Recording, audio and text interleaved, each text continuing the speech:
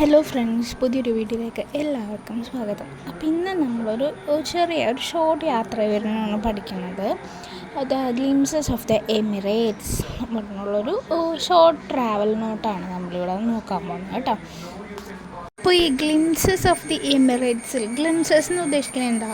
Glimpses എന്ന് പറഞ്ഞാൽ കാഴ്ചകൾ എന്നൊക്കെയാണ് ഉദ്ദേശിക്കുന്നത്. പക്ഷേ ഇവിടെ ഗ്ലിംസസ് എന്ന് പറഞ്ഞാൽ ഒരു ക്വിക്ക് ലുക്ക്, ഒരു പെട്ടെന്നുള്ള നോട്ടം അല്ലെങ്കിൽ പെട്ടെന്ന് ഉള്ളൊരു കാഴ്ച, അല്ലെങ്കിൽ ഒറ്റ നോട്ടത്തിൽ, അങ്ങനെയൊക്കെ നമുക്കിവിടെ പറയാം.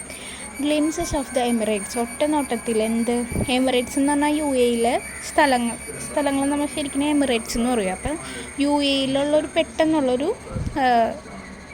ഒറ്റനോട്ടം, യു എയിലെ കാഴ്ചകളിലേക്കുള്ളൊരു ഒറ്റനോട്ടം.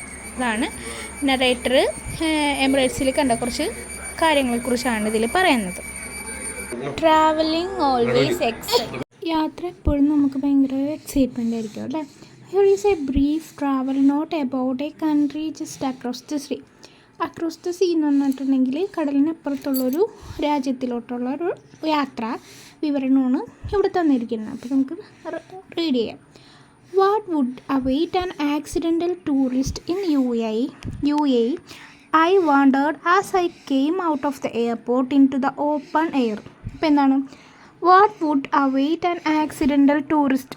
ആക്സിഡൻ്റൽ ടൂറിസ്റ്റ് എന്നാണ് തന്നെ യാദൃശികമായൊരു യാത്രക്കാരൻ, അല്ലെങ്കിൽ പ്ലാൻ ചെയ്യാതെയുള്ളൊരു യാത്രയാണ് ആക്സിഡൻ്റൽ ടൂറിസ്റ്റ് എന്ന് പറയുന്നത്. അപ്പോൾ ആ ആക്സിഡൻ്റൽ ടൂറിസ്റ്റായ ഒരു യാത്രക്കാരന് യു എയിൽ എന്തൊക്കെയാണ് കാത്തിരിക്കുന്നതെന്നാണ് അദ്ദേഹം ചോദിക്കുന്നത്.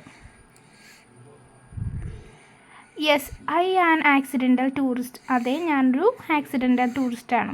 I had been to Oman to stay with my niece എന്ന് പറഞ്ഞാൽ നൈസ് എന്ന് ഉദ്ദേശിക്കുന്നത് ഇവിടെ സിസ്റ്ററിൻ്റെയോ ബ്രദറിൻ്റെയോ മകൾ, അല്ലെങ്കിൽ ബ്രദറിൻ്റെയോ സിസ്റ്ററിൻ്റെയൊക്കെ മകളെയാണ് നൈസ് എന്ന് ഉദ്ദേശിക്കുന്നത്. I had just squeezed in to 2 days on my way back home. അപ്പം ഞാൻ നൈസിൻ്റെ കൂടെ നൈസിൻ്റെ അടുത്തോട്ട് പോയി വരണ വഴിക്ക് എനിക്ക് 2 ദിവസം കിട്ടി. ആ ദിവസത്തിൽ പുള്ളിയെ വീട്ടിലോട്ട് പോകാനായി 2 ദിവസം കിട്ടി. But 2 days were enough to give me an eyeful and plenty of food for thoughts. അപ്പോൾ എന്താണ്, ആ 2 ദിവസം എനിക്ക് മതിയായിരുന്നു. അത്ര നിറയെ കണ്ണ് നിറയെ കാഴ്ചകൾ കാണാനും. Plenty of food for thought എന്ന് ഉദ്ദേശിക്കുന്നത് ചിന്തകളാണ് കേട്ടോ. അദ്ദേഹത്തിന് ആ 2 ദിവസം മതിയായിരുന്നു നല്ല ചിന്തകളും അതേപോലെ തന്നെ കണ്ണ് നിറയെ കാഴ്ചകൾ കാണാനുണ്ട്. The dense clouds hovering above the wings of the aircraft. The dense എന്ന് പറഞ്ഞാൽ തിങ്ങിക്കൂടിയ മേഘങ്ങൾ. Hovering above the wings of the aircraft. Hovering തൂങ്ങിക്കിടക്കുക, അതായത് മേഘങ്ങൾ നല്ല തിങ്ങിക്കൂടി ഇങ്ങനെ മേഘങ്ങൾ പഞ്ഞിക്കിട്ടു പോലെ ഈ വിൻഡോ സീറ്റിൽ കൂടിയൊക്കെ കാണുന്ന കാഴ്ചയിൽ ഇങ്ങനെ വിമാനത്തിൻ്റെ ചിറകിൻ്റെ അടിയിൽ കൂടി ഇങ്ങനെ മേഘങ്ങൾ കാണണം. അതേപോലെ ആ കൂടിയ മേഘങ്ങൾ എയർക്രാഫ്റ്റിൻ്റെ അവിടെ വിങ്സിൽ ചിറകിൽ തൂങ്ങിക്കിടക്കുകയായിരുന്നു. Had already given me an eyeful. അത് അദ്ദേഹത്തിൻ്റെ നരേറ്ററിൻ്റെ കണ്ണ് നിറച്ചു. And the desert which seemed to stretch endlessly was a spectacle too. അതേപോലെ തന്നെ മരുഭൂമിയിലെ കാഴ്ചകൾ അദ്ദേഹത്തിനെ ഭയങ്കരമായിട്ടും ആസ്വദിച്ചു. മീൻസ് മരുഭൂമിയിലെ അത്ഭുതകരമായ കാഴ്ച, നീണ്ടു കിടക്കുന്ന മരുഭൂമി അദ്ദേഹത്തിന് അത്ഭുതകരമായി തോന്നിയിരുന്നു.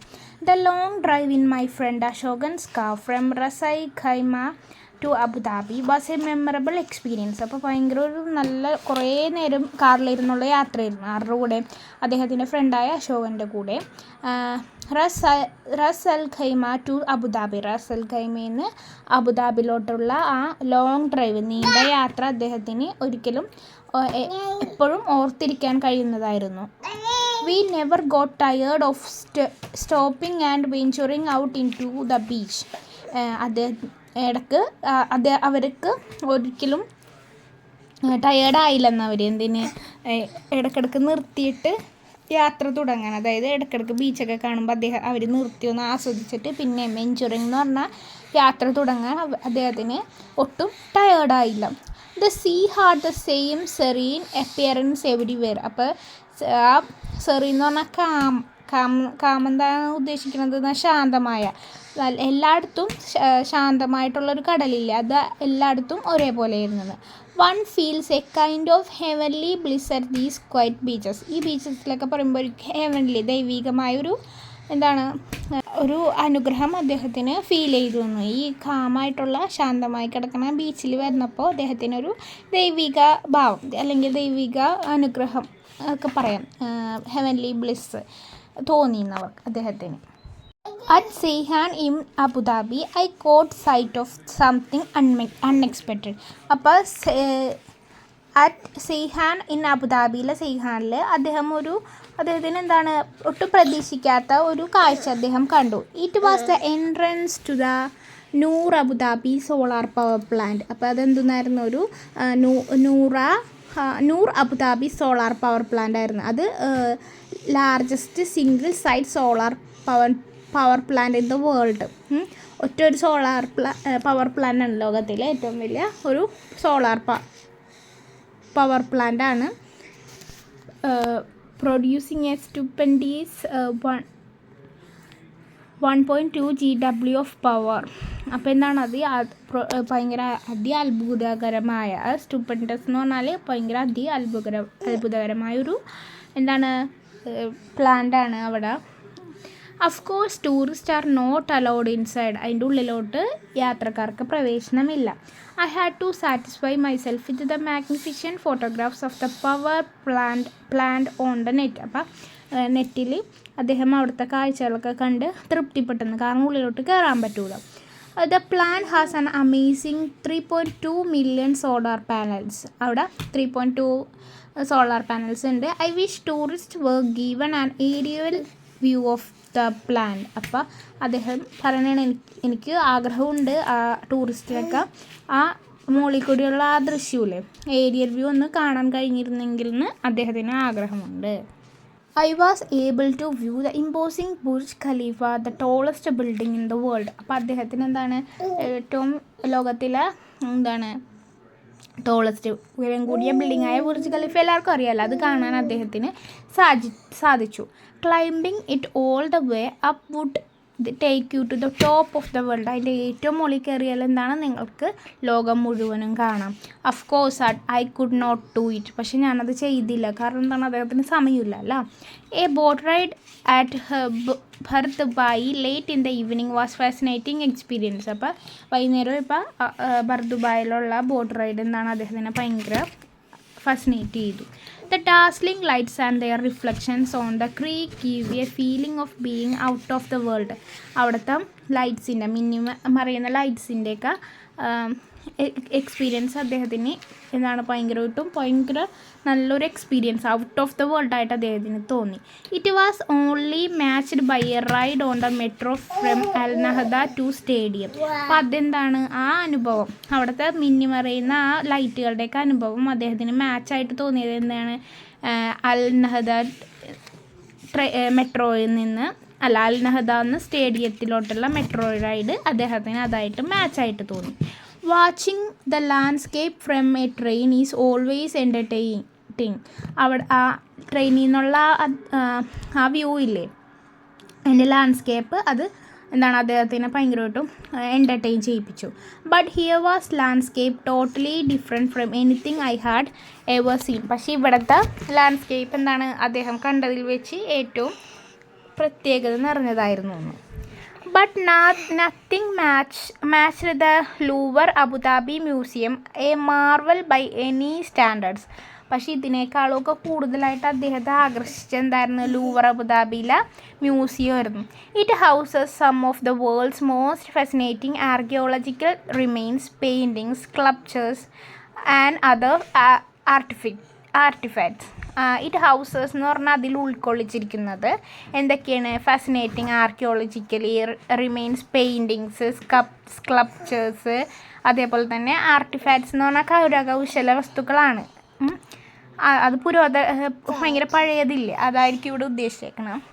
It carries the name of the famous Louvre museum in France on an agreement. ഫ്രാൻസിൽ അങ്ങനത്തെ ഒരു മ്യൂസിയം ഉണ്ട്, ലൂവർ മ്യൂസിയം ഫ്രാൻസിലുണ്ട്. അപ്പോൾ ഫ്രാൻസിലെ ലൂവർ മ്യൂസിയം അതിൻ്റെ പേര് എഗ്രിമെൻറ്റിലെടുത്താണ് അവർ ഇവിടെ. It has also rented more than 300 pieces from the Louvre for display.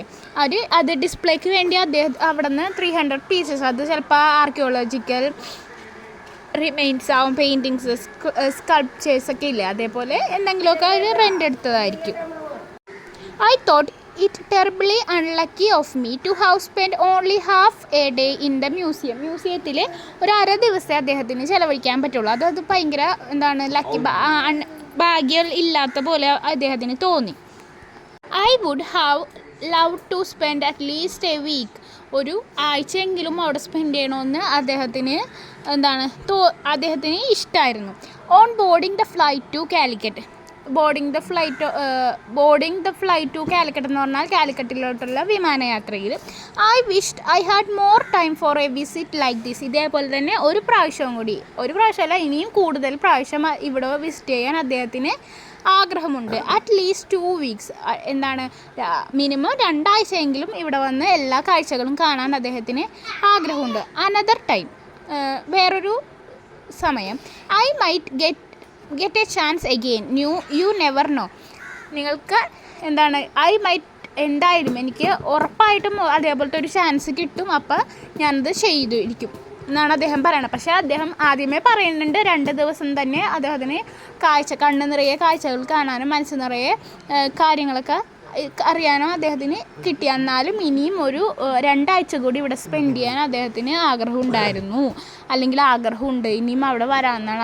അത്രയേറെ കാഴ്ചകളും കാര്യങ്ങളൊക്കെ അവിടെ ഉണ്ട്. ഇപ്പോൾ ബുർജ് ഖലീഫയിൽ തന്നെ അദ്ദേഹത്തിന് ഏറ്റവും ടോപ്പിലൊന്നും കയറാൻ അദ്ദേഹത്തിന് സമയമില്ലാത്തതുകൊണ്ടാണ് അദ്ദേഹം കയറാഞ്ഞല്ലേ.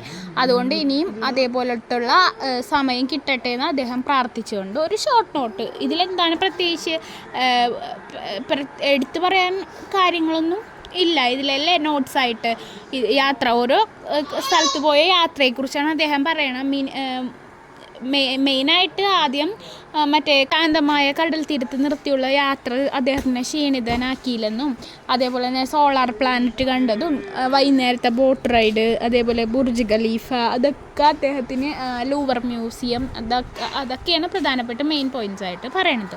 ഇനി നമുക്കിതിൻ്റെ ക്വസ്റ്റ്യൻ ആൻസേഴ്സിലൊക്കെ കിടക്കാം. 1. Pick out the sentence related to the following pictures from the passage and write them in the space provided. First കാണിച്ചേക്കണം the tallest Burj Khalifa. Second one boat ride. Third one solar planet. അത് നമുക്ക് story വായിച്ച് നോക്കുമ്പോൾ നമുക്ക് മനസ്സിലാവും. അപ്പോൾ അതിൽ നിന്ന് എടുത്ത് എഴുതാം കേട്ടോ. ഇരിക്കുന്നത് ഒരു കോൺവെർസേഷനാണല്ലോ. അത് ഓരോ സ്ഥലത്തോട്ട് പോണത് എങ്ങനെയൊക്കെയാണ്, ടേൺ ലെഫ്റ്റ്, ടേൺ റൈറ്റ്, അതൊക്കെ ഇല്ലേ, അത് ഈ പിക്ചറിൽ തന്നിട്ടുണ്ട്. അതേപോലെ തന്നെ നിങ്ങൾക്ക് നിങ്ങളുടെ സ്ഥലത്തോട്ടുള്ള ഒരു മാപ്പ് പോലെ ഒന്ന് നിങ്ങളും വരച്ച് എഴുതാനാണ് പറഞ്ഞിരിക്കുന്നത്. നമുക്കിനി അടുത്തത് നോക്കാം. Your friend Neshwa Mariam from UAE decided to visit your home in Kerala. Here is the boarding pass of Neshwa Mariam, who arrived at Cochin International Airport from Dubai international airport. അപ്പം നിങ്ങളുടെ കൂട്ടുകാരത്തി നേഷ്വ Mariyam UAE നിന്ന് നിങ്ങളുടെ നാട്ടിലേക്ക്, കേരളത്തിലേക്ക് യാത്ര ചെയ്യാൻ തീരുമാനിച്ചു. അവളുടെ ബോർഡിംഗ് പാസ്സാണ് ഈ തന്നിരിക്കുന്നത്. കൊച്ചിൻ ഇൻ്റർനാഷണൽ എയർപോർട്ട് വന്നിറങ്ങാനും, Dubai international airport. You can see the passenger's name, boarding airport, destination, flight number, seat number and departure gate number. A passenger cannot enter a flight without the boarding pass. Boarding pass ഇല്ലാണ്ട് ഒരു ആളെ ഫ്ലൈറ്റിലോട്ട് കയറ്റൂല. ഇവിടെ എന്തൊക്കെ നമുക്ക് കാണാം, പാസഞ്ചറിൻ്റെ നെയിമും, airport, എവിടെ നിന്നാണ് കയറുന്നത്, എവിടെയാണ്, എങ്ങോട്ടാണ് പോണത്, ഫ്ലൈറ്റ് നമ്പർ, സീറ്റ് നമ്പർ, അതേപോലെ തന്നെ ഏത് ഗേറ്റിലാണെന്നൊക്കെ നമുക്ക് കാണാൻ പറ്റും. After landing, Neshwa Mariam was given a form to be filled up. Help her complete it. You can use the boarding pass to fill in some of the entries. അപ്പോൾ അവിടെ boarding pass വന്നിട്ടുണ്ടല്ലോ, അത് വെച്ച് fill ചെയ്യാനാണ് പറഞ്ഞിരിക്കുന്നത്. All the passengers coming to India are required to fill this personal information ചോദിച്ചിട്ടുണ്ട്. Name of the passengers എന്താണ്, Neshwa Mariyam. Flight number AB 123. അതേപോലെ തന്നെ സീറ്റ് നമ്പർ വന്നേക്കുന്നത് 1. Date of arrival 24 August 2023. Port of origin of journey എന്തെന്നാണ്? Abu Dhabi. Port of final destination Kochi. ഇനി contact address in India for all travellers. House number നമുക്ക് ഇഷ്ടമുള്ളത് എന്തെങ്കിലും എഴുതി കൊടുക്കുക. സ്ട്രീറ്റ്, അതേപോലെ വില്ലേജ്. ടെഹസിൽ നിന്ന് ഇവിടെ ഉദ്ദേശിക്കുന്നത് എന്താണ്? താലൂക്കില്ലേ, അതാണ് കേട്ടോ. അതേപോലെ ഡിസ്ട്രിക്റ്റ്, സിറ്റി, സ്റ്റേറ്റ്, പിന്നെ റെസിഡൻസ് നമ്പർ, മൊബൈൽ ID, അതൊക്കെ നിങ്ങൾക്ക് അറിയാമല്ലോ. Are you suffering from any of the following symptoms? Fever, cough, respiratory distress. ഇതിലേതെങ്കിലും ഉണ്ടെങ്കിൽ പുട്ടേ മാർക്ക് ചെയ്യാം. ഓക്കെ, നമുക്ക് നെക്സ്റ്റ് വയ്ക്കും. ഇതൊക്കെ നമുക്ക് ഈ ചാപ്റ്ററിലെല്ലാമുള്ള സിമ്പിൾ ആക്ടിവിറ്റീസാണ്. നമുക്ക് നോക്കാം. Note the words in italics in the following sentence. The sea had the same serene appearance everywhere. One experiences a kind of heavenly bliss at these quiet beaches. B. I was able to view the imposing Burj Khalifa, the tallest building in the world. അപ്പോൾ ഇതിലേക്ക് ഇറ്റാലിക്സിൽ കൊടുത്തേക്കണം എന്താണ്? സെറീനും imposing. Some words are used to describe people, places and things. They describe how people, places or things look like. Taste, smell or fact. Write a description about a place you have recently visited using some of these words. അപ്പോൾ എന്താണ്? Some words are used to describe people, places and things. ചില words എന്താണ്? ആളുകളെയും അല്ലെങ്കിൽ പ്ലേസിനെ അല്ലെങ്കിൽ വസ്തുക്കളെയൊക്കെ describe ചെയ്യാൻ ഉപയോഗിക്കുന്നു. They describe how people, places or things look like. Taste, smell or feel. അപ്പോൾ അവരെങ്ങനെയാണ് ഡിസ്ക്രൈബ് ചെയ്യണത്? പ്ലേസസ് അല്ലെങ്കിൽ വസ്തുക്കൾ അതൊക്കെ എങ്ങനെയാണ് കാണാൻ, അല്ലെങ്കിൽ അതൊക്കെ ടേസ്റ്റ്, അതേപോലെ തന്നെ സ്മെല്ലൊക്കെ ഫീൽ ചെയ്യണ എങ്ങനെയാണ്, അത് അങ്ങനെയൊക്കെ ഡിസ്ക്രൈബ് ചെയ്യണ വേർഡ്സാണ്. ഓക്കെ, ഇതിൽ കുറച്ച് വേർഡ്സ് തന്നിട്ടുണ്ട്. അത് വെച്ച് beautiful, pretty, quiet, busy, peaceful, noisy, green, safe, dangerous, crowded, empty, colourful, lively, breathtaking, peacefully, bustling, vibrant. ഇതിൽ ഏതെങ്കിലുമൊക്കെ വേർഡ്സ് ഉപയോഗിച്ച് നിങ്ങൾ വിസിറ്റ് ചെയ്തിട്ടുള്ള ഒരു സ്ഥലത്തെക്കുറിച്ച് എഴുതാനാണ് പറഞ്ഞിരിക്കുന്നത്. നമുക്കപ്പോൾ ആദ്യം ഞാൻ മൗണ്ടെയിൻ്റെ എഴുതി നോക്കാം. Okay, A visit to a beautiful hill station. Recently, I visited to a beautiful hill station nestled in the mountains. The entire valley looked incredibly green, fresh and full of life. In the early morning, the atmosphere was completely quiet and peaceful, making it a perfect escape from our noisy city life.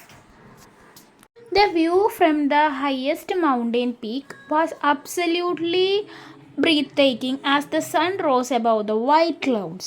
Later in the evening, we visited the local market, which was bustling with tourists and vendors buying local goods. Vendors എന്ന് പറഞ്ഞാൽ കച്ചവടക്കാരെന്നാണ് ഉദ്ദേശിക്കുന്നത്. The streets were filled with colorful lights and music, making the whole town feel highly vibrant and alive. It was wonderful and memorable trip. Okay, ഇതൊരു hill സ്റ്റേഷനാണെങ്കിൽ നമുക്ക് എല്ലാവർക്കും ഇഷ്ടപ്പെട്ട ബീച്ചിൻ്റെ ഉണ്ട്. അത് നമുക്ക് ഒരെണ്ണം എഴുതി നോക്കാം. ആട്ട് എക്സാമ്പിൾ നിങ്ങൾക്ക് ഇതിലേതെങ്കിലും ഒരെണ്ണം എഴുതാം. A day at the beach. Last month, my family and I went to a beautiful beach. The golden sand looked incredibly pretty under the bright morning sun. In the early morning, the shore was very quiet and peaceful as the gentle waves crashed softly.